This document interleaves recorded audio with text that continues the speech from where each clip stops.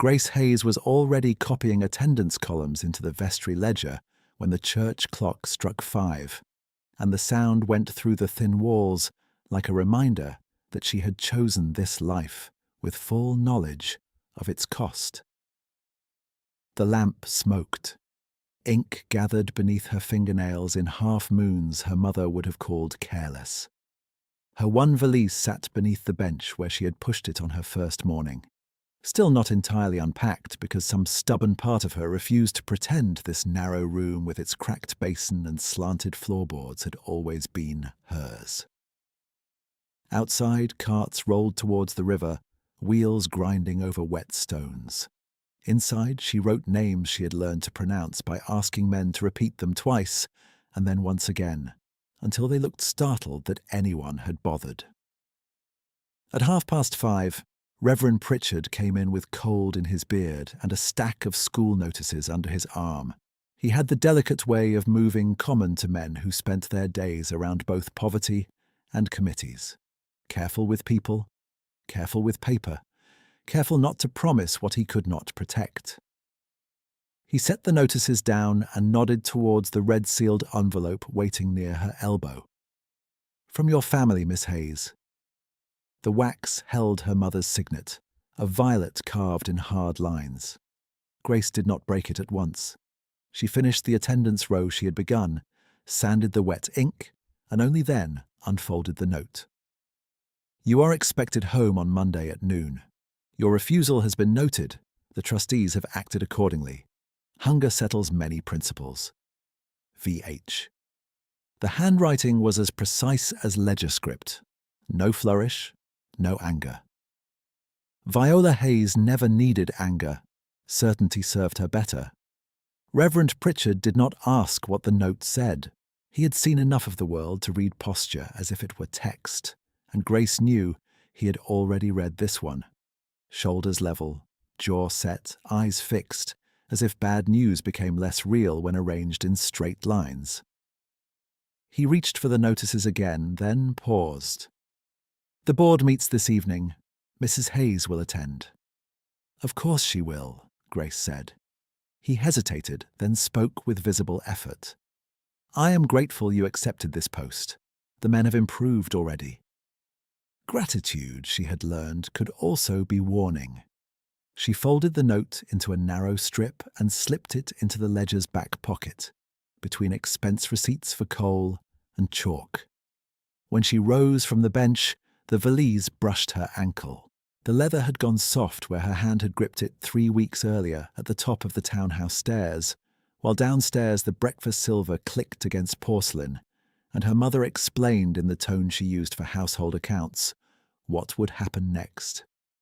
"You are 26, Viola had said that morning, not looking up from correspondence. "Our debt cannot be argued with. Mr. Bellam's offer cannot be delayed.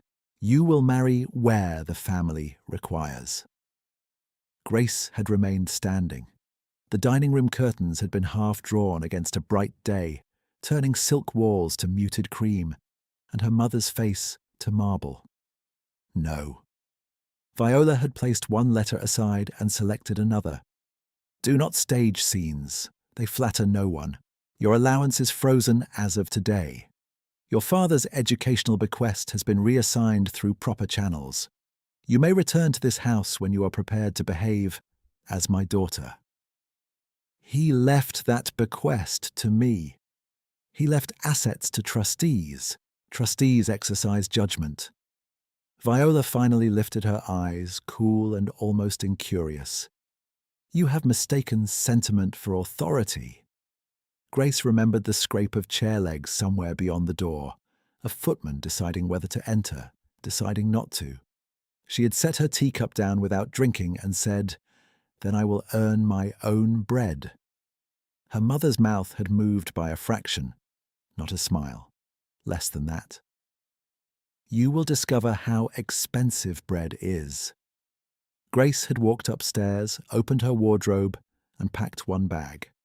2 dresses plain enough for work, 1 pair of stout boots, her father's grammar text with annotations in his hand, and the pearl earrings he had given her at 17, with an apology for never understanding the practical value of jewels. She left the rest where it hung, silk beside silk, as if she might return by evening. She had not looked back when she crossed the threshold. The porter had held the door with the careful neutrality of a man employed by power. Outside, the carriage she had not ordered waited for someone else. Now, in the parish school corridor, men who had crossed seas waited on benches with caps in their hands, watching her as they might watch a magistrate, wary, polite, prepared to be dismissed. Their boots left river mud in crescent prints on the tiles. A boy from the kitchen came through with a kettle and nearly stumbled over the coal scuttle. Grace caught his elbow before he fell and took the heavier side of the load without comment. He gave her a quick, startled glance, then looked down again. By the first Friday in October, this had become the shape of her mornings. Ledger work, kettle steam, names in unfamiliar alphabets rendered into English by necessity, and the faint shame she could not quite dislodge when former acquaintances passed the open school gate and let their gaze slide over her as if she were staff. At 11, she crossed to the vestry office to submit supply requests and found Mrs. Denham from the school committee already seated behind the desk, tapping a pencil against an account book she did not understand and did not intend to learn. "Miss Hayes," Mrs. Denham said with bright social cheer so polished it cut. "I was just saying to Reverend Pritchard that this experiment cannot continue indefinitely. Lessons are admirable in principle, but one must be realistic about outcomes." Grace stood with the forms in her hand. "The men passed 47 reading tests this month. That is an outcome." Mrs. Denham looked at her the way women in drawing rooms looked at mud on a hem. Regrettable, faintly embarrassing, not to be dwelt upon. "Your enthusiasm does you credit. However, the board must consider reputation as well as arithmetic. There has been talk. There was always talk. Fallen gentlewoman. Merchant blood pretending to refinement. A daughter correcting her elders. A woman earning wages in public rooms." Reverend Pritchard cleared his throat. "Mrs. Hayes has raised concerns about donor confidence." Of course she had. Grace placed the forms on the desk, one atop the other, edges aligned. "What concerns?" Mrs. Denham opened a fan she did not need. "Perception, Miss Hayes. It is said the school has become a gathering place for dockmen and strangers of uncertain loyalty. Families who once gave generously now hesitate. Your continued presence may be interpreted as endorsement of—" She paused, searching for a word that could wound while sounding administrative. "Disorder." Grace heard her own pulse in her fingers and kept them still. If teaching men to read is disorder, perhaps our order has been poorly arranged. Mrs. Denham closed the fan with a soft snap. Do not mistake temporary employment for institutional authority. She knew who had written that line for her.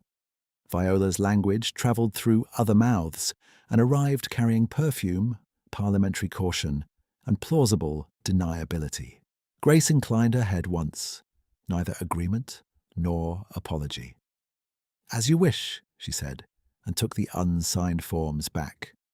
She spent the late afternoon drilling verb tenses while rain streaked the window panes and cold climbed from the floor.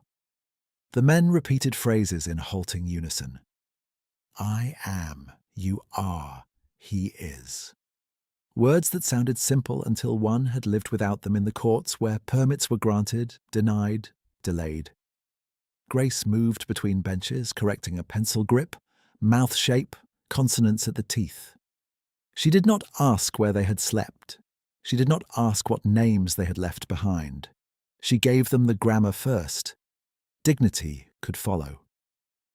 When the final class ended, she walked home by the longer street that passed her mother's townhouse. It was a habit she had not admitted even to herself. Lamps burned behind the front windows, warm circles on polished glass. A carriage stood at the curb, crest bright on the door. Through lace curtains, she saw silhouettes turning toward one another in conversation, practiced and effortless, bodies arranged by a lifetime of belonging. A servant opened the entrance for guests and closed it again. No one looked out. At the corner, two women she had once called friends stepped from a milliner's and saw her. One started to lift a hand, the other murmured something low, and the hand fell. They continued past with the careful blindness of the respectable. Grace kept walking until the townhouse lights were gone. Back in her rented room above the print shop, she removed her damp gloves and counted coins into stacks on the table. Rent, bread, lamp oil, chalk. She would purchase herself if the requisition remained unsigned. One stack was too small. She recounted it. Still too small. She set aside her own supper money and moved those coins to the school column. The arithmetic steadied her. Near midnight, there was a knock at the door downstairs. Then the printmaker's daughter climbing up with another sealed note balanced on a tray as if it were an invitation. "It came by messenger, miss." "Thank you, Edith." The child lingered, curious, but Grace had already closed the door. She broke the violet seal. "Monday, noon. You will return before your name is made common. This phase has lasted long enough." Mother Grace held the paper over the lamp until the heat singed her fingertips, then lowered it before flame could take it. Burning would have been relief, and she would not spend relief on 4 lines of threat. She folded the note and placed it under the leg of the uneven washstand, where it steadied the wobble by a fraction. In bed she lay awake, listening to the press downstairs, thump through one final run, then fall silent. Monday at noon would come whether she yielded or not. Her mother had money, influence, patience, and a debt book full of men who preferred obedient daughters to educated ones. Grace had a post paid monthly, a cracked basin, 31 students, and a name society had begun to use with pity. What Viola did not know, what she would discover too late, was that Grace had mistaken many things in life, but never the value of being useful where one was needed. At dawn she rose, buttoned yesterday's dress, took up the ledger, and went back to the vestry before the bells began.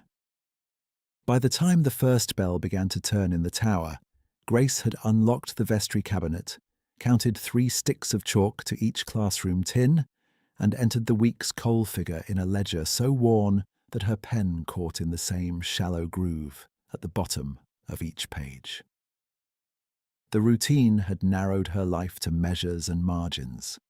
How many pupils present? How many slates unbroken? How many shillings left after lamp oil? It was not a grand existence, but it was exact, and exactness had become its own kind of shelter.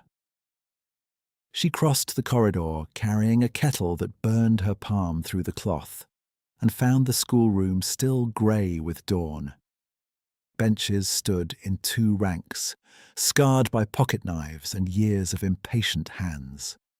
Condensation filmed the inside of the windows. Beyond the glass, wagons rolled toward the river with tarred rope and fish crates stacked high. She set the kettle by the stove, coaxed yesterday's embers back to life, and laid out copybooks in the order she knew her students preferred, though none had asked for such consideration. Peter wanted the blunt pencil because his fingers cramped. Ion read better if he sat near the window. Marek always pretended not to need help and always waited until the others had left to ask for it. At 6, the first men came in, caps in hand, shoulders rounded against the cold. They greeted her in fragments of English and the half-smiles of those uncertain whether they would be mocked for trying. Grace answered each man by name. She did it deliberately. Names cost nothing, and in this building they restored more than grammar ever could. "Good morning, Mr. Kovach." "Morning, Miss Hayes." "You were absent yesterday." "Dock night shift," he said, tapping his temple as if to apologize for a mind too tired to keep prepositions in place. Today I learn. She nodded once and wrote the day's verbs across the board in a clear hand. To work, to sign, to stay. Her father had once told her that language was less a ladder than a key. In this parish school, she had learned he was only half right. A key still required a door someone was willing to open. By 7, the room held 21 men and the thick smell of wet wool. Grace moved through drills with steady precision, correcting pronunciation by touch of chalk and gesture rather than embarrassment. When voices stumbled, she repeated the line and waited. She did not rescue them too quickly. Dignity, she had discovered, depended as much on silence as on instruction. After class, she took the attendance sheets to the vestry office, where Reverend Pritchard sat with his spectacles low on his nose and 2 open account books before him. "You are here before the sun and after the moon," he said without looking up. "I am beginning to suspect you do not sleep." "Only on Sundays," Grace replied, and set the sheets beside his elbow. He gave a brief, tired smile, then slid a folded paper toward her. "From the permit office. 6 of your men must present for review next week. New documentation requirements." She read the names, feeling each one like a weight placed in her hand. They submitted papers last month. "The rules moved," he said quietly. Again. Rules moved for men like these and stood still for men with clubs and signatures. Grace folded the notice and tucked it into her sleeve. "I will prepare them." Reverend Pritchard watched her for a moment. "Mrs. Denham asked whether your classes might be reduced to 3 days. On what grounds?" "Public confidence." The phrase was neat enough to be printed on stationery. Grace met his gaze. "Literacy does not wait for confidence, Reverend." "No," he said with a weariness that sounded like agreement. "It does not." The morning thinned into errands. She checked the pantry inventory with Mrs. Finch, who guarded flour and tea as if both were military stores. She copied the permit notice twice, so no name could be misplaced. She paid the coal boy from her own purse when the parish account remained unsigned. Her gloves were already wearing through at the fingers. She turned them inside out at noon and stitched the seams by the stove while reciting irregular verbs under her breath. Outside the school gates, London continued its practiced indifference. A carriage with lacquered doors stopped across the street for a lady in plum silk. The footman glanced once toward the parish entrance and then away, a professional movement of eyes that dismissed the mud, the labourers, and the woman in a mended cuff, standing with a bundle of copybooks against her hip. At 1 o'clock, while returning from the stationer with cheap paper tied in twine, Grace passed 2 former acquaintances beneath the arcade near Bow Lane. One of them, Clara Went, had danced with her the previous winter under crystal chandeliers and candlelight.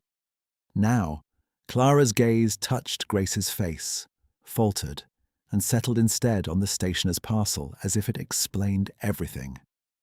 "Miss Hayes," Clara said with the careful politeness reserved for strangers of uncertain rank. "Mrs. Went," Grace replied. No one stopped walking. Silk past wool. Perfume past chalk dust. The moment closed like a door.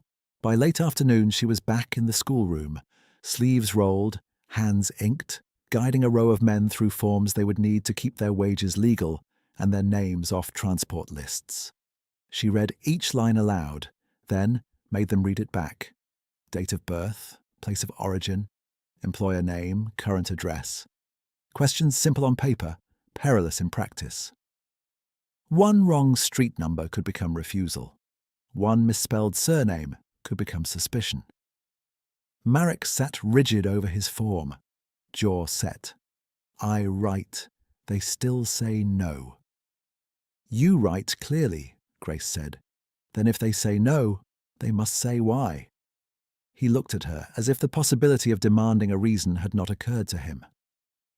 At dusk, she climbed the stairs to her rented room above the print shop and counted coins again beneath the lamp, dividing them into envelopes marked in her father's old accounting hand. Rent, food, school, emergency. The school envelope swallowed more each week. She ate bread and broth standing at the washstand, then pressed her mother's last note flatter under the uneven leg so the basin would no longer rock when she filled it. It was a petty gesture, but it gave those polished threats a useful purpose at last. 3 days remained until Monday noon.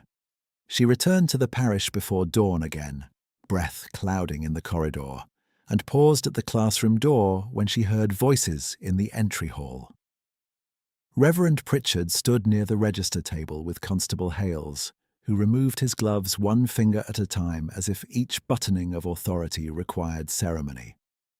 "New intake?" the constable asked. "One transfer from the docks," Pritchard said. "Minimal English, no sponsor." Hales made a mark in his notebook. "Name."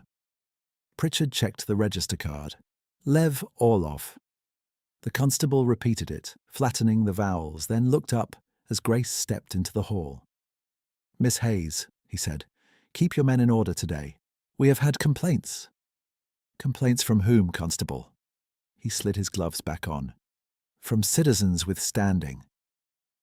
He left without elaboration, boots clicking over stone. Reverend Pritchard exhaled through his nose. "I dislike mornings that begin with that man." "Then this one has company," Grace said. Pritchard handed her the new intake card. The ink was fresh, the information sparse. Lev Orlov, age uncertain, occupation, labourer, family, none declared. Sponsor, none. Language, limited. Under remarks, a different hand had added, "Observe." Grace looked at that final word a moment longer than she intended, then slipped the card beneath her attendance sheet. "I will place him in the back row until we assess level." The first students arrived in the usual staggered rhythm of dock work and hunger. Then, while she was writing lesson objectives on the board, a man stepped through the doorway and paused as if measuring the room before entering it. Threadbare cuffs showed beneath a dark coat brushed clean but long past fashion. He carried no cap in his hands. His hair was cut short in a style she had seen on clerks from the ministries, not on men unloading cargo. His eyes were grey, not pale, not soft, grey like river steel under cloud, alert and withholding. "Mr. Orloff?" she asked. He inclined his head. Yes. His English was careful, consonants placed with visible effort, as if he had learned from books and then deliberately sanded the edges. "Take the back bench, if you please," she said. "We begin with present tense verbs." He moved to the last seat and sat with his spine upright, hands folded on the desk, attention lowered. Nothing in his posture asked for notice. Everything in it prevented dismissal. Grace began as she always did. Pronunciation drill, board work, pair recitation. She moved between rows, correcting vowel sounds and article use, pausing at each desk only long enough to guide and continue. When she reached the back bench, she set a copybook in front of Lev Orlov and pointed to the first line. "I am in London," she said. "Please repeat." "I am in London," he answered. "Good. Next line." "I work at the docks." He hesitated by half a breath on docks, as if selecting whether to harden the final consonant. He chose the rougher sound. Deliberate again. At mid-morning she poured tea from the kettle into chipped cups and passed them down the rows. Men accepted with murmured thanks, warming stiff fingers around the ceramic. When she reached Lev, he lifted his hand a fraction. "No tea, thank you," he said. The phrasing was formally correct, almost polished. Then he added, "Too much. Bitter for stomach," with a roughness that sat oddly beside the first sentence. "As you prefer," Grace said, and moved on. The lesson shifted to geography vocabulary. necessary for permits and shipping manifests. She pinned the parish map to the board, a faded chart of ports, rail lines and trade routes drawn by someone who had never crossed any of them. As she explained directional terms, Marek squinted and frowned. "Miss," he said, tapping the map.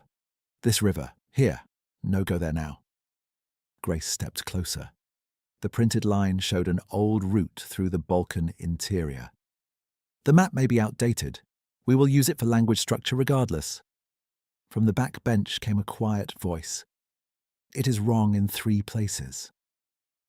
The room went still with the attentive silence of men who understood risk before words. Grace turned. Lev did not look at her. His gaze remained on the map, head slightly bowed. "That crossing closed 2 years ago," he said haltingly. "Bridge burned in spring flood. And this road—" He rose, came forward when she did not stop him, and pointed with one long finger to a mountain pass near the borderline. "Not passable in winter. Freight turns south, always south now." The corrections were precise, not rumor, not dockside gossip. Operational knowledge spoken by someone who had tracked movement over seasons, not shipments over wages. "Where did you learn that?" Grace asked. He withdrew his hand at once. "Work," he said. A few men exchanged looks. Marek gave a low whistle through his teeth, then bent quickly over his copybook when Grace glanced his way.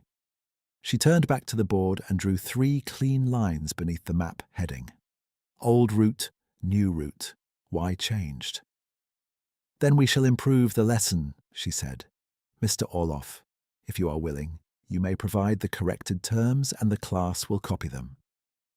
For the first time his mouth altered, not yet a smile but the suggestion of one deferred. "Yes, Miss Hayes."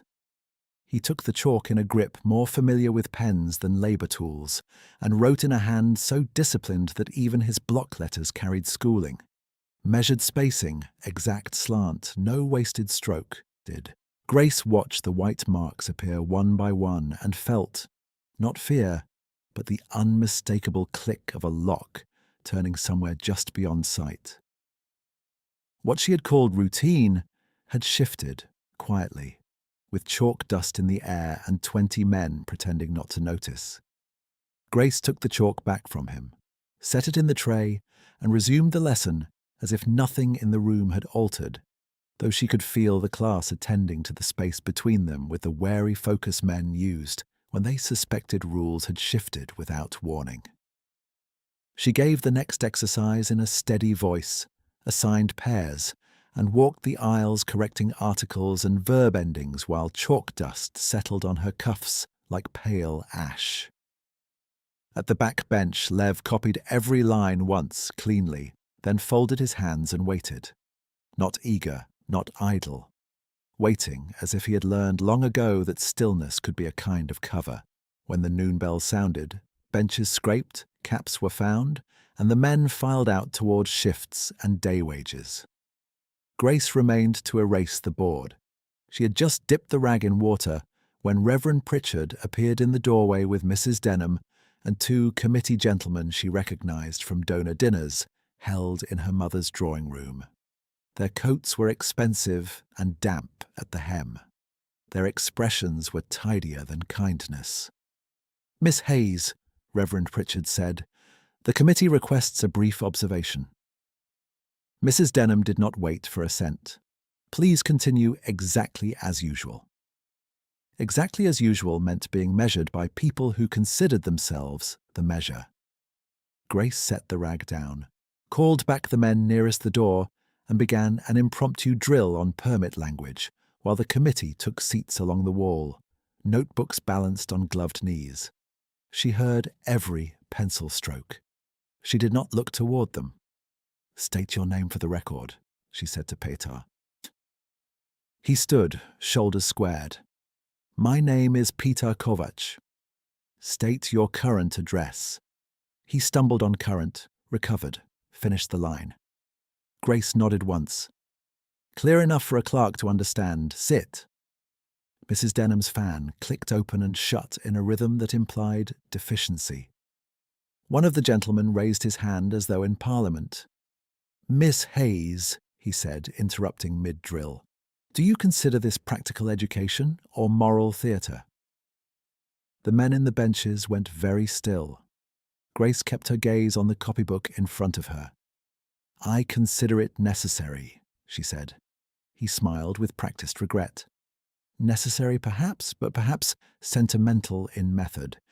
There is much repetition, little discipline of outcome. Lev sat in the back row, eyes lowered. He did not move. Grace turned one page, then another, and held up the week's test ledger. 47 reading assessments passed in 4 weeks. 11 men completed legal forms without proxy scribes. 3 secured wage increases after presenting written complaints in English. Those are outcomes.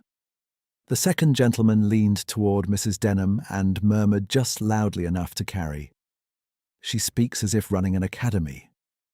Mrs. Denham answered in the bright tone of women discussing floral arrangements. "Temporary posts encourage theatrical conviction." Grace heard the line as if through glass. Her fingers tightened around the ledger edge until the paper bowed.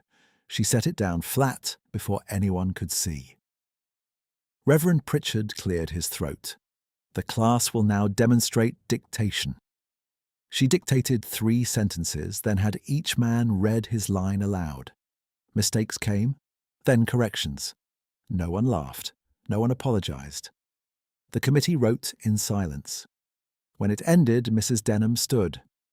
"Thank you, Miss Hayes. You may submit your revised timetable by Friday. Fewer hours will reduce concern." Concern from whom? Mrs. Denham adjusted one glove finger at a time.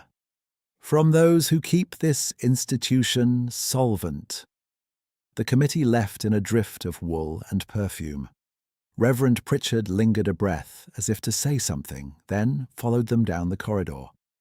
For several moments, Grace remained at the front desk with the dictation sheets in her hand, hearing the hallway recede into ordinary noise.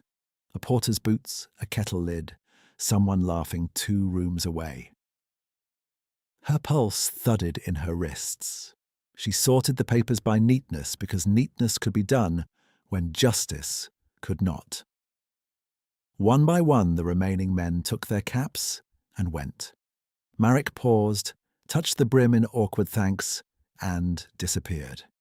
Peter gave her a grave nod. Then the room emptied, except for Lev. He was at the slate shelf by the stove, stacking boards by size with deliberate precision, turning each one so the cracked corners faced inward where they would catch less on sleeves. He did not look at her. The stove hissed once and settled. "You may leave, Mr. Orloff," Grace said, still sorting papers she had already sorted. "Class is done." He set one more slate down, aligned the pile, and answered without haste. "I am finished in 1 minute." She almost told him there was no need. Instead, she watched his hands, the callus at the base of the thumb that could have come from rope or pen or both. When the final stack was squared, he turned toward her. His face remained composed, but there was no evasion in his gaze now. "Miss Hayes," he said, each word measured, "your lesson was precise." The word landed where the committees had bruised. Precise. Not kind, not brave, accurate. She felt warmth rise unexpectedly beneath the fatigue, a small and dangerous comfort she had no right to spend. "Thank you," she said. "Precision is teachable." A brief pause. His mouth shifted by a fraction. Not quite a smile. "Not always." He collected his coat and left before she could answer. Grace stood in the emptied room with the dictation papers in her hand and the stove clicking softly as the fire settled lower. She told herself it was only professional regard from a competent student. She told herself that twice, and then she went back to work. By the 2nd week of October, she had begun measuring mornings by where she first saw him. At the far church steps before first light, in the corridor by the permit board, or near the pantry door with a coal sack over one shoulder, and an expression that disclosed nothing. On Tuesday, she arrived carrying 2 account books and found him already at the steps, standing aside so the older labourers could pass first through the narrow entrance. Fog clung low over the square, turning the lamp halos soft. "You are early," she said. He inclined his head. "Work list posted at 6. I read before crowd." Most men asked her to read notices aloud. Lev read them himself, then translated quietly for the others when clerks were out of earshot. She had seen him do it 3 mornings in a row, speaking in low tones that calmed arguments before they started. She shifted the account books against her hip. The list changed overnight. Yes. His eyes, grey and intent, moved once toward the board and back. 2 names moved to review. No reason given. He did not ask whether she would intervene. He stated the fact and waited, as if he expected action rather than assurances. Grace appreciated him for that more than she wished to examine. "I will speak to the clerk after class," she said. He gave one short nod and stepped aside to open the school door for her, though she had the key already in hand. Inside, he crossed to the stove, lifted the coal scuttle, and refilled it without being asked. The gesture was practical. It unsettled her anyway. Later that afternoon, in the pantry where Mrs. Finch guarded stores like a customs officer, Grace was counting tea tins when an argument began in the corridor. 2 men from the evening class accused each other of taking ration bread. Voices rose, then cut off as Lev stepped between them. He said something too low for her to catch. One sentence to one man, another to the second, palms open at waist height. Both men looked at him, then at the floor, then at each other, and the quarrel dissolved into muttered apology before Mrs. Finch could march out and ban them both. Grace finished her count and found him waiting outside the pantry door, coal dust on one cuff. "You settled that quickly," she said. He answered with a small shrug. "Hungry men fight. Hungry men also listen when someone names witness." "Names witness?" "In my town," he said, searching for rougher English and finding it with visible effort. "If 2 men quarrel over bread, we ask who saw firsthand. No shame then. Only fact." Her father had taught argument the same way. Establish fact before blame. She folded the inventory sheet. "Your town trained you well, mister. Well. All off."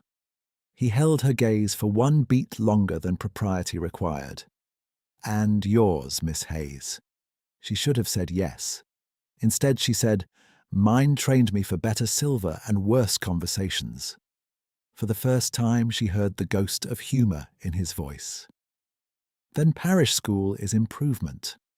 It was so dry, so unexpected that a breath of laughter escaped her before she could check it. Lev's expression changed almost imperceptibly. The reserve did not vanish, but it eased, and in that easing she glimpsed a man less masked than the one on the back bench. Friday brought the permit hearings, crowded and airless in a municipal room where damp coats steamed and ink froze in wells between signatures. Grace stood with 6 of her men along the side wall, forms arranged in order, while clerks called names and constables moved people forward with curt gestures. Constable Hales prowled the line with his notebook, correcting posture as if order itself were a moral quality. When a young porter from the docks stepped out of turn at the clerk's summons, Hales raised his baton and drove it down toward the man's shoulder in a sharp warning strike meant as spectacle more than injury. Lev moved first, stepping in and catching the blow on his forearm with a motion so economical it seemed rehearsed. The baton glanced aside. The porter stumbled back, unhurt, eyes wide. The room tightened around the moment.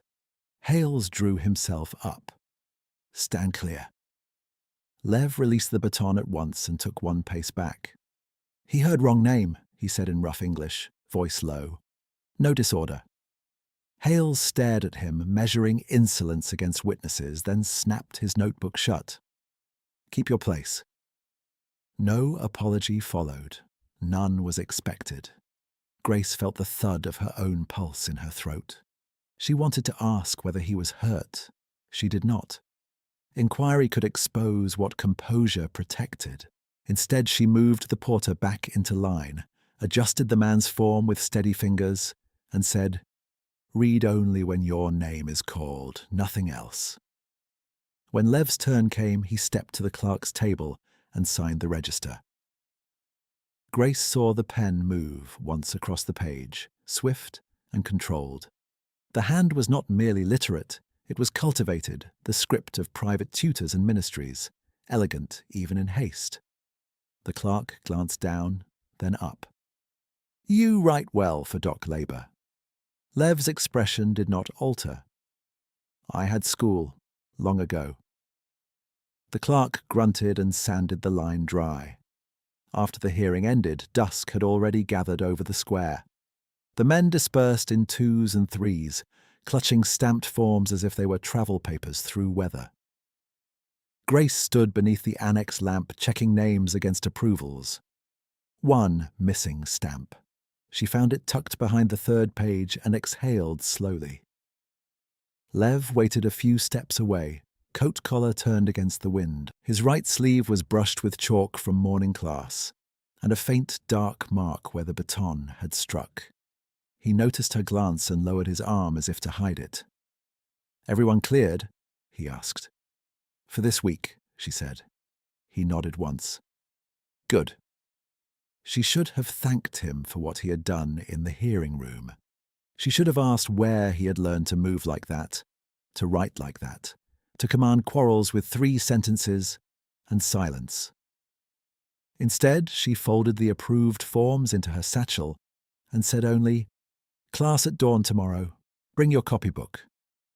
"I am always at dawn," he replied. He touched 2 fingers to his brow in a gesture too formal for the docks, then turned and disappeared into the evening crowd before she could decide whether she had imagined the formality at all. Grace remained under the lamp until the chill reached her wrists, one hand resting on the satchel strap. Too many details did not align. The map corrections, the script, the reflexes, the discipline of his speech, even when he pretended clumsiness. Any one detail could be explained. Together, they formed a pattern she could have followed if she wished. She did not follow it. Not yet. She walked back toward St. Bartholomew's with permit forms secure at her side, already planning tomorrow's lesson on conditional verbs, and told herself that whatever Lev Orlov concealed, he had used it in service of men who had very little else. For now, that was enough. She walked back towards St. Bartholomew's with permit forms secure at her side, and by the time she reached the school gate, the lamps along the lane had been lit, each flame wavering inside its glass, as if uncertain whether to resist the wind or surrender to it. In the entry hall, damp coats hung from pegs in uneven rows, and the slate smell of wet wool and chalk met her before she reached the classroom door. Lev was already inside, setting copybooks into a straight stack at the back table, while Marek argued softly with Petar over an address line on a renewal form. The ordinary friction of the room steadied her. She moved to the front desk and untied the permit bundle. "No one leaves without a stamped copy," she said. "If a constable asks, you produce it before he asks twice." Marek muttered, "They ask 3rd time anyway." "Then you hand him the same paper a 3rd time," Grace replied, and his mouth tightened in what might have been reluctant agreement. Lev did not look up at once. He finished aligning the final copybook, then said, "Miss Hayes is correct. Paper first, words after." The men listened to him in a way they did not always listen to one another, and Grace felt that same quiet misalignment she had noticed for days. Authority appearing where it should not, discipline too polished for the role he claimed. She kept her attention on the forms. The evening lesson began with conditional verbs and moved into practical script. If I am questioned, I present my permit. If my address changes, I report within 3 days. She wrote each sentence on the board and had the class copy. Read, repeat. Voices stumbled, corrected, continued. Outside, cartwheels rattled over stones. Once, somewhere near the alley, a bottle shattered and a man shouted. Then the city noise folded back into its usual distance. Halfway through dictation, the classroom door opened without a knock. Constable Hales entered with 2 uniformed men and a clerk carrying a sheaf of warrants. Hales removed his gloves and tucked them into his belt with deliberate care. "Inspection," he said. "All foreign labour registrations for immediate review." The room froze into stillness so complete, Grace could hear the stove tick as coal settled. "We completed review this morning," she said. Hales gave her a brief, incurious glance. "And now you complete another. Stand them in line." "On what legal notice?" He held up a paper he did not offer for her hand. "Magistrate order." The words were enough. The men rose from benches one by one, papers already in their grip, shoulders drawn tight. Grace moved along the line, checking each permit against her list before they reached the clerk's table. Petar, cleared. Ion, cleared. Marek, delayed for secondary check. 2 brothers from the timber wharf, both detained for seal irregularity. 3 dock carriers marked pending verification. Names crossed, copied, separated. When the clerk reached Lev, he scanned the page, frowned once, then set it aside. "Hold for additional inquiry." Lev's expression did not alter. "Reason?" "Seal inconsistency." "There is no inconsistency." Hales stepped closer. "You were told, hold." Lev looked at him, then lowered his gaze and moved to the detained group near the corridor wall. No resistance, no spectacle. Yet the movement had the controlled quality of someone choosing compliance for reasons larger than fear. In less than 20 minutes, half her class had been marched out into the entry hall and down the lane toward the station annex, wrists not bound but closely watched, as though literacy itself had become suspect. The men who remained stood uncertainly by their benches until Grace dismissed them with instructions to report at dawn and keep all papers dry and on their persons. Her voice held. Her hands did not. When the room emptied, she took her ledger, attendance rolls, and permit copies, wrapped them in oilcloth, and followed the detained men. The station annex sat behind a soot-dark facade near the river road, its narrow windows yellow with gaslight. Inside, a sergeant at the desk took her name, wrote it with visible reluctance, and informed her that detained labourers could be released upon payment of administrative surety, pending document correction. He slid a list across the counter. 11 names, 11 fees. The total was more than 3 months of her wages. "There must be an appeal path," she said. "There is," he answered, "in 12 to 14 days. They will lose shifts by morning." He dipped his pen and blew on the nib. "Then morning is costly." She stood with the list in her hand while men moved in the corridor beyond, boots scraping stone, keys striking against a ring at a guard's hip. Through the half-open inner door she could see Marek on a bench, elbows on knees, permit clutched like a prayer folded too many times. Petar sat beside him, jaw set, eyes forward. Lev stood apart, still as the wall. Grace returned to the desk. "If fees are paid tonight, they leave tonight." "Yes." She nodded once. "Hold the papers. I will return." Outside, the wind off the river cut through her coat seams. She walked quickly to her room above the print shop, climbed the stairs 2 at a time, and set the list beside the lamp. Coins first. School envelope, rent envelope, food envelope, emergency envelope. She counted all of them into one stack and knew, before finishing, that the sum would not reach even half. She opened the valise under the bed. At the bottom, Wrapped in a handkerchief, gone thin at the corners, lay the pearl earrings her father had given her the summer she turned 17. He had laughed when presenting them, apologizing that scholars made poor judges of adornment, and she had worn them twice in crowded rooms where no one had noticed she preferred books to dancing. Their luster remained soft in lamplight, unchanged by the years and by everything that had come after. Her hand closed around them. For one moment she kept them in her palm, feeling the cool roundness press against her skin. Then she wrapped them again, tied the cloth tight, took up her cloak, and went out. The pawnbroker on Fleet Lane had not yet shuttered for the night. A bell rang when she entered, and the man behind the counter lifted his eyes from a ledger with professional indifference that shifted, briefly, when he recognized quality in the cloth parcel. He tested each pearl against his teeth, then against the lamp, and named a figure too low. "They are matched and clean," Grace said. "An old South Sea, not imitation." He glanced at her worn cuffs, then at the pearls again. "You know jewellery. I know this pair." He added £2 without comment. She held his gaze until he added one more. It was still less than they were worth, and enough for what she needed.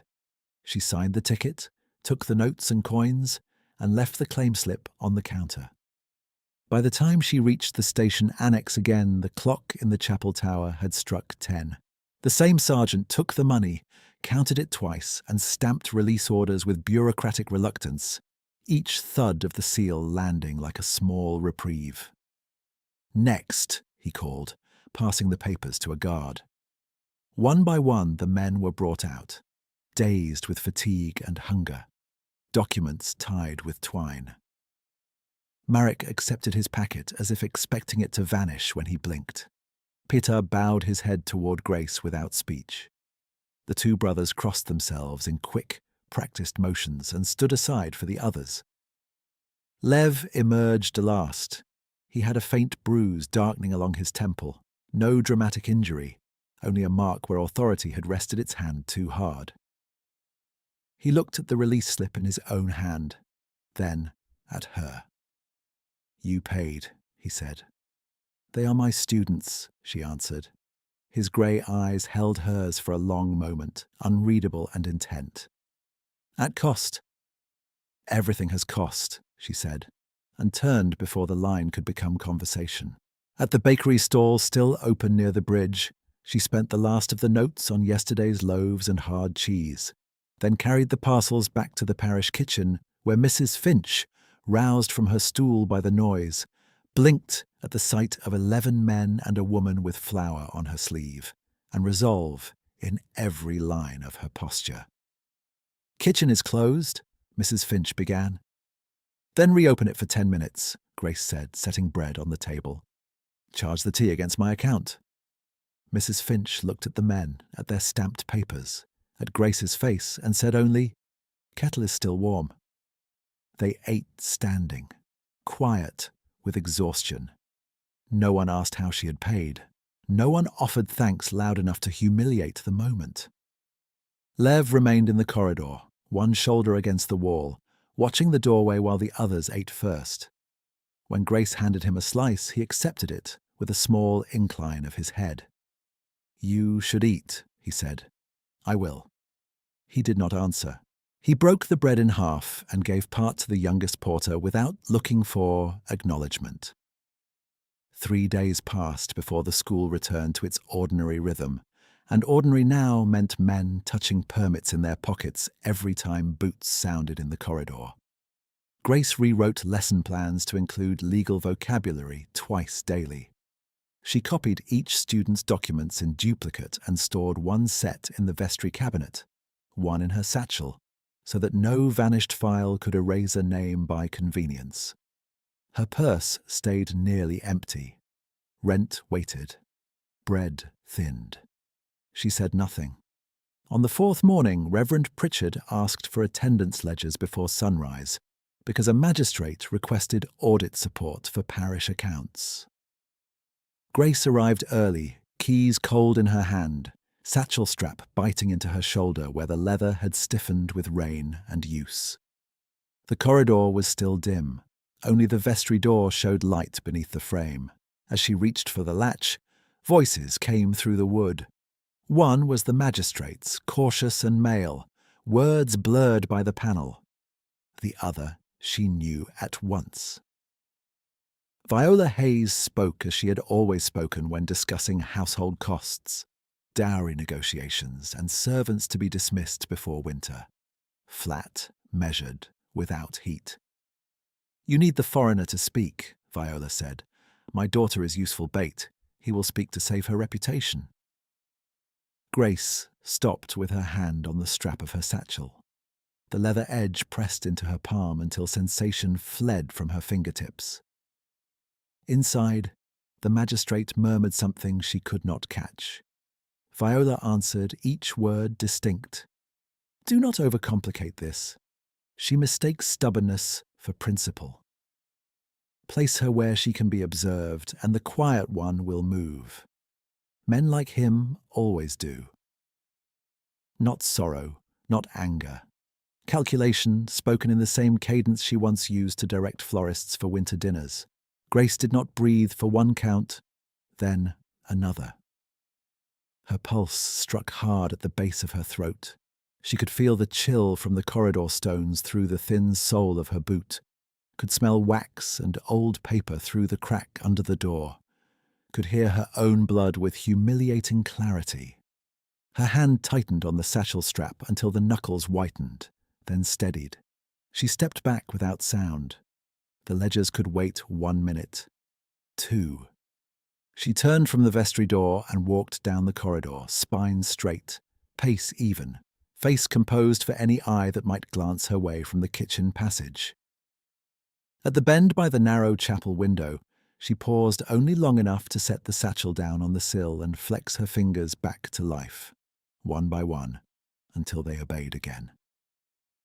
When she lifted the satchel, she did not return to the vestry. She went instead towards the front steps, where the city was beginning to wake, and the first carts were already rolling toward the river. On the front steps, Grace set the satchel down, opened the clasp, and checked the bundles inside with fingers that had stopped shaking only because she made them stop. Attendance ledgers, permit copies, and the duplicate register she had begun after the night detentions were all there, tied in twine and wrapped in oilcloth against rain. The square below St. Bartholomew's was filling with carts and men bound for the river, shoulders bent beneath rope and timber. She watched them move through the morning as if nothing in London had shifted. Inside the vestry, her mother was negotiating her life as if bargaining over imported tea. Useful bait. The phrase sat cold beneath Grace's ribs. She lifted the satchel and walked, not toward the classrooms, but toward the side alley that led to the print shop road. Her pace remained even.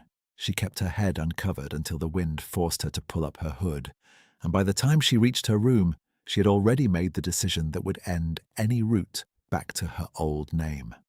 She went straight to the valise beneath the bed and opened it on the floorboards.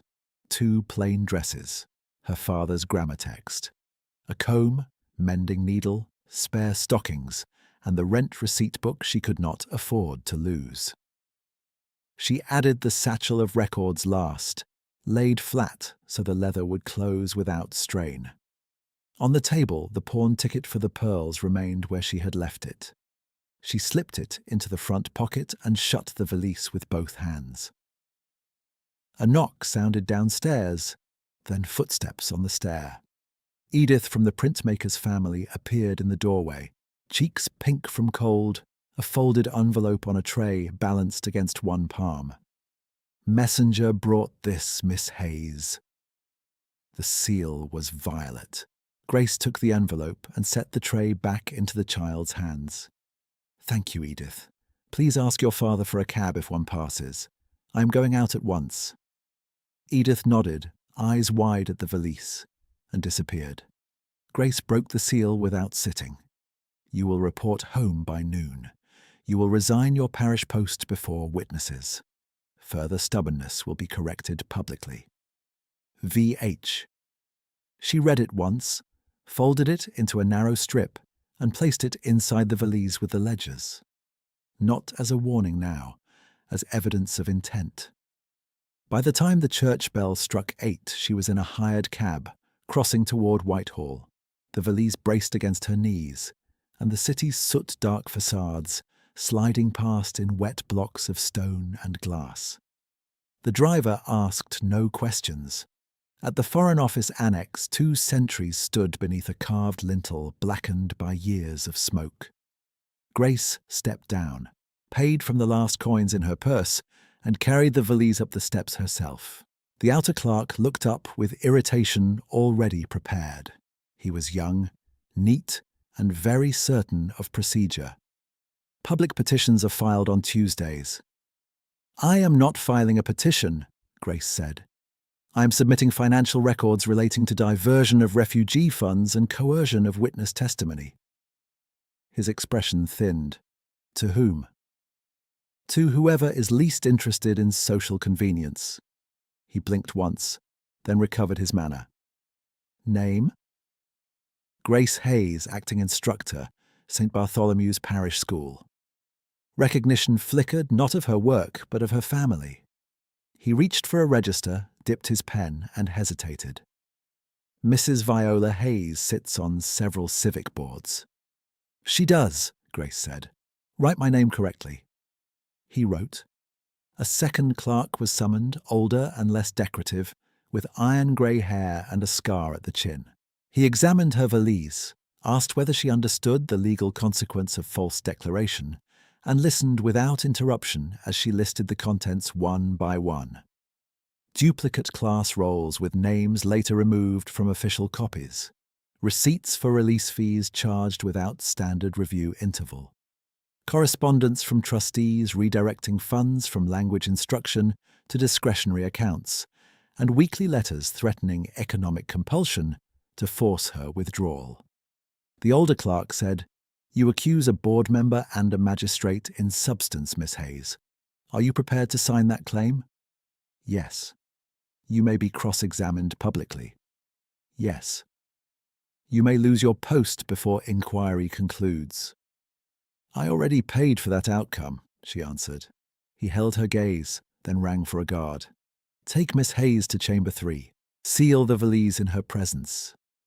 The chamber was small and overwarm with panelled walls, a coal fire burning low, and one long table rubbed pale by years of sleeves and ink. Grace signed 3 declarations in a hand she kept steady by force. She watched wax pressed over the valise lock and her initials cut through it with a clerk's blade. She did not sit until instructed. When asked whether she sought legal protection from family retaliation, she answered, no. Protection could be withdrawn. Record could not. At 10:30, the inquiry secretary entered with a sheaf of notes and informed her that preliminary statements would be taken immediately due to potential diplomatic relevance. The phrase made no sense to her at first. Diplomatic relevance belonged to treaties and borders, not parish chalk and permit lines. Why diplomatic? She asked. The secretary adjusted his cuffs. A detained foreign national connected to your class appears in separate reporting. Your records may intersect. Lev, she thought at once, then refused herself the comfort of certainty. Too many men were detained.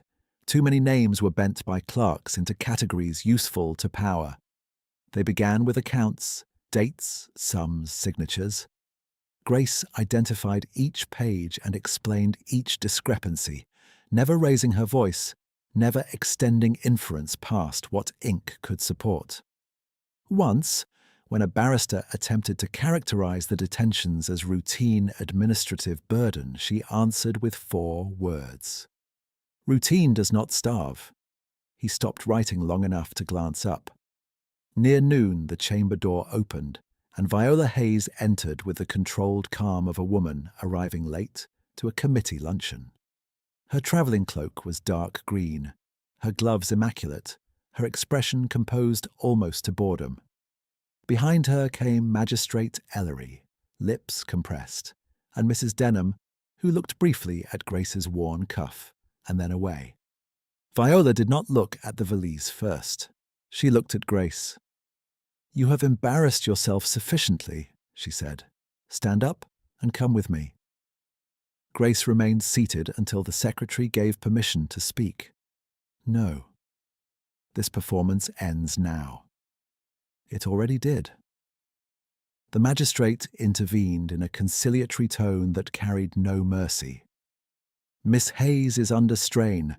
I recommend private family correction rather than formal record." The inquiry chair, a narrow-shouldered man with tired eyes, tapped the sealed valise once with his pen. "Correction is not my jurisdiction, sir. Documents are." Mrs. Denham folded her hands. "The school cannot survive scandal." Grace answered without turning toward her. "The school survived hunger. It will survive honesty." Viola's gaze sharpened for the first time that morning. "You mistake yourself for Central." Grace met her eyes. "Not Central. Witness." Silence held for a beat, then two, while the secretary rearranged papers to hide his attention. The inquiry chair requested corroborating testimony from parish staff and detained labourers referenced in the records. Messages were sent. A runner departed. Another returned. Names were called in and out through the corridor, while the fire sank lower in the grate. An afternoon light turned the chamber windows from grey to pewter. 3 days of strain seemed to settle into that one room. The pawned pearls, the emptied purse, the bread divided in the parish kitchen, the overheard line at the vestry door. Grace felt each cost as a physical weight and found, to her own surprise, that the weight no longer bent her. It held her in place. Late in the day, as clerks prepared the next witness sheet, the outer door opened again. Footsteps crossed the threshold with measured cadence, not hurried, not uncertain. Grace looked up because everyone else did.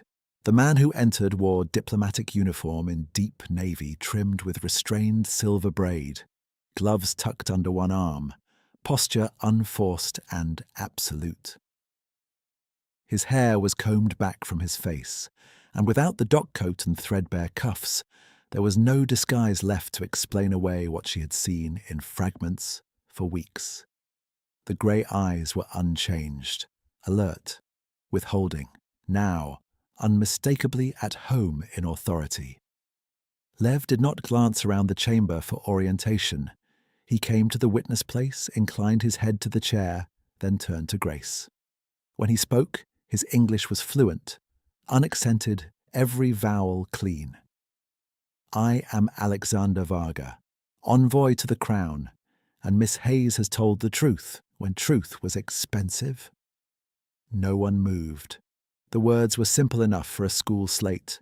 Their force went through the room like a bell struck close. Mrs. Denham's fan slipped from her lap and hit the floor. Magistrate Ellery took off his spectacles, polished lenses that did not need polishing, and replaced them with visible care. Viola's face did not collapse. It hardened as if marble had been cut one line deeper. Grace heard her own breath, slow and deliberate, and understood in one unspooling instant the grammar of every inconsistency she had chosen not to pass.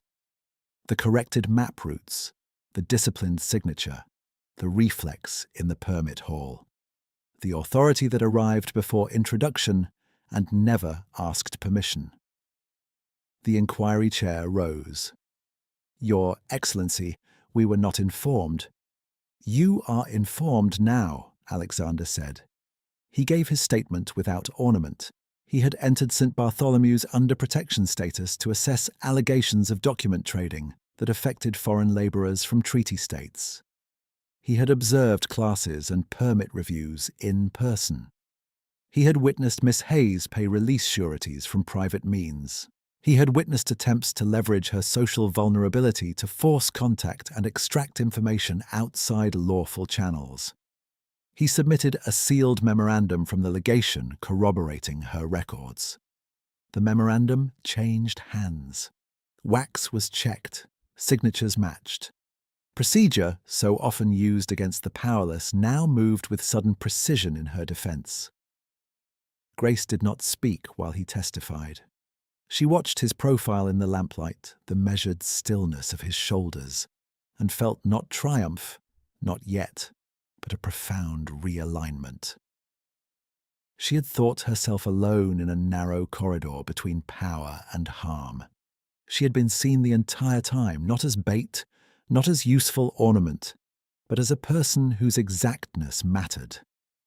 When his statement concluded, Alexander stepped back from the witness place and stood, waiting for the chair's next question. He did not look at Viola. He looked at Grace once, briefly, and in that glance there was no disguise left between them. The chair cleared his throat. "Miss Hayes, do you wish to amend any portion of your declaration in light of this testimony?" Grace rose. Her voice did not waver. "No amendment, only one addition." "Proceed." She set her palm on the sealed valise and answered, "Let the school records remain public." The secretary wrote the line down in full. Sanded the ink, and passed the page to the inquiry chair, who read it once, and then a second time with his thumb pressed along the margin, as if weighing the fibers. "Let the record reflect," he said, "that Miss Hayes requests public preservation of school documents and declines private settlement." Magistrate Ellery leaned forward. "Chairman, this is unnecessary spectacle." Alexander answered before the chair could. "Transparency is not spectacle." Viola's gaze shifted to him, cold and appraising. "Envoy or not, you have entered a parish dispute." "A parish dispute," Alexander said, "does not usually require bait." For the first time that day, colour rose along Viola's cheekbones. It vanished as quickly as it came. The chair rapped the table once. "Enough. Mrs. Hayes, you will remain available pending audit. Effective immediately, you are suspended from all school board authority and from any fiduciary control connected to the Hayes Educational Trust until review concludes. Magistrate Ellery, your office is ordered to deliver permit detention justifications for the last quarter before tomorrow noon." Ellery's jaw worked once. "That demand exceeds—" "It is signed," the chair said, sliding the order across. "You may contest in writing." The older clerk with the chin scar took the sealed valise, logged it in a ledger, and returned with a receipt bearing 3 signatures and a red stamp. He handed it to Grace with careful formality. "Your submitted items are now evidence under Crown protection. Copies will be made tonight. You may review those copies at first light." Grace folded the receipt and placed it in her satchel. The action steadied her more than any speech could have done. When she stepped into the corridor, Reverend Pritchard was waiting near the window, hat in both hands, shoulders bent from hours on hard chairs. He looked at her face first, then at the satchel, then at Alexander standing a pace behind her in uniform. "I gave my statement," Pritchard said. "Unsigned requisitions, denied coal invoices, and Mrs. Denham's instruction to reduce classes for confidence. I should have spoken earlier." Grace answered quietly, "You spoke when record could hold." He swallowed and nodded once, relief and shame crossing his face together. "The men are in the parish hall. They refused to leave until they heard." She drew in a breath that reached all the way down. "Then let us tell them." By the next morning, fog sat low over the river road, and the annex copy room smelled of hot wax and drying ink. Grace stood at a long table while clerks laid out certified duplicates of every submitted item. Attendance ledgers, permit lists, release fee receipts, trustee correspondence, and Viola's violet-sealed notes, each now numbered and tied with official ribbon. Nothing had vanished. Nothing had been misplaced. The chair signed the interim findings in her presence. Diversion of designated funds was confirmed pending full accounting. Unauthorized sharing of class rolls to outside offices was confirmed. Detention fees imposed outside standard interval were confirmed. Temporary guardianship over the bequest was revoked, and the trust was restored to its original educational mandate under independent administration. Mrs. Denham arrived late, was refused entry to the review table, and left without speaking to Grace. She gave one loaded look over her shoulder at the corridor turn, half contempt and half calculation, and whatever she had intended to say remained unsaid forever. Constable Hales submitted his report at noon. By evening, his inspection procedures were noted as irregular use of authority in the margin of the magistrate's register, and he was removed from parish review duty. Grace read the notation herself, then closed the book.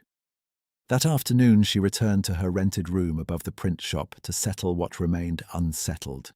The washstand still wobbled when she lifted the basin. She reached beneath the short leg and withdrew the earlier note from Viola, creased and flattened by weeks of wait. She placed it with the other letters in her satchel for the archive copy. Nothing left hidden, nothing left to rumour. Edith watched from the doorway while Grace folded her dresses into the valise. "Are you going away, miss?" "I am moving nearer the school," Grace said. "There will be more rooms there now." Edith nodded solemnly. "You taught my father to sign his name without blotting." Grace touched the child's shoulder once. He did the work. At Fleet Lane, she stopped at the pawnbroker before dusk. The bell over the door gave the same thin ring as before. She laid the claim slip and the exact redemption amount on the counter, counted coin by coin from the first instalment released under the restored trust. The pawnbroker opened a drawer, returned the handkerchief parcel, and said, "I had not expected to see this ticket again." "Neither had I," Grace replied.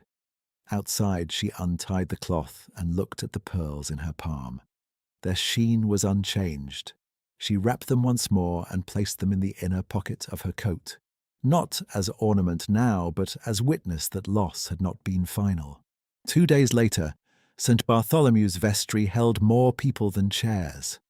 Men from the classes stood along the walls in work coats still smelling of river tar. Mrs. Finch had brought extra kettles. Reverend Pritchard read the appointment decree aloud with visible disbelief, each line careful and clear. Establishment of the Hayes Institute for Language and Civic Instruction under parish charter. Transfer of bequest funds to independent trustees. Appointment of Grace Hayes as founding director with full authority over curriculum, staffing and records. A murmur moved through the room, then stilled when Grace stepped forward.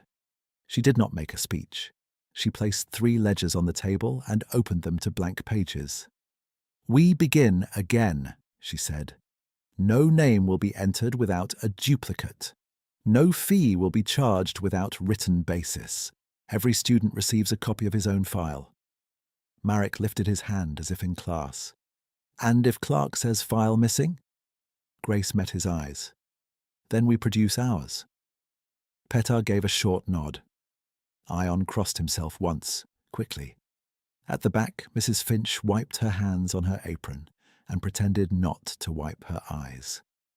When the room began to clear, Clara Went appeared in the doorway in a plum hat too fine for the corridor, and gloves she kept buttoning and unbuttoning.